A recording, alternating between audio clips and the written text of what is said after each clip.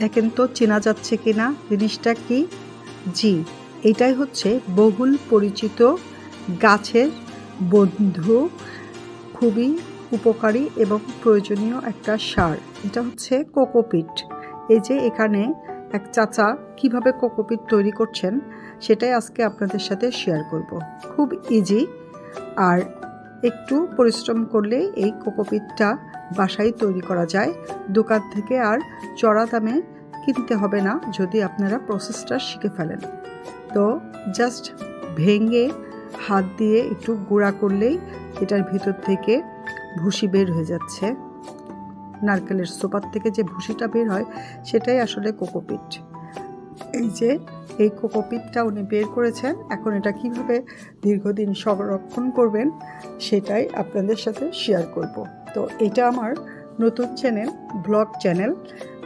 এই ব্লগ চ্যানেলে আমি আপনাদের সাথে দারুণ প্রয়োজনীয়, খুবই উপকারী গাছের জন্য একটা প্রয়োজনীয় জিনিস আপনাদের সাথে শেয়ার করলাম। আর আমার একটা কুকিং চ্যানেল আছে, MK কুকিং হাউস, যেখানে কিনা এই নারকেল দিয়ে আরও বিভিন্ন কিছু দিয়ে বিভিন্ন রেসিপি, কয়েকশো রান্নার রেসিপি আছে। আপনারা চাইলে ঘুরে আসতে পারেন, আমি ডেসক্রিপশন বক্সে লিঙ্ক দিয়ে দিব।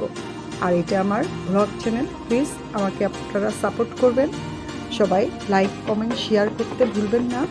আর যদি চ্যানেলে নতুন হন প্লিজ সাবস্ক্রাইব করবেন। আর যদি অলরেডি সাবস্ক্রাইব করে থাকেন তাহলে অনেক অনেক ধন্যবাদ।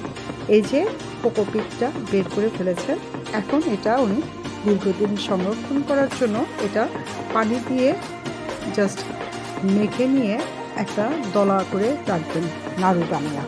আর সেটা রোদে শুকিয়ে রাখলে সারা বছর ভালো থাকবে। যখন যখন দরকার জাস্ট শুধু গুঁড়া করে যে কোনো গাছের গোড়ায় বা কোনো বীজ লাগানোর সময় এটা ব্যবহার করা যায়, বা কোনো গাছ লাগানোর সময় এটা ব্যবহার করলে গাছের প্রধান খাদ্য হিসাবে এইটাই থেকে যায়।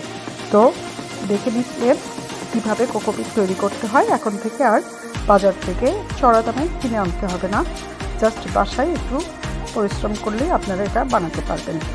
তো সবাই ভালো থাকবেন আর অনেক অনেক ফসল ফলিয়ে কোকোপিট ইউজ করবেন আর ভালো লাভবান হবেন, এবং টাটকা শাকসবজি উৎপাদন করে সবাই সুস্থ থাকবেন, সবাই ভালো থাকবেন এই কামনায়। সবাই ভালো থাকবেন।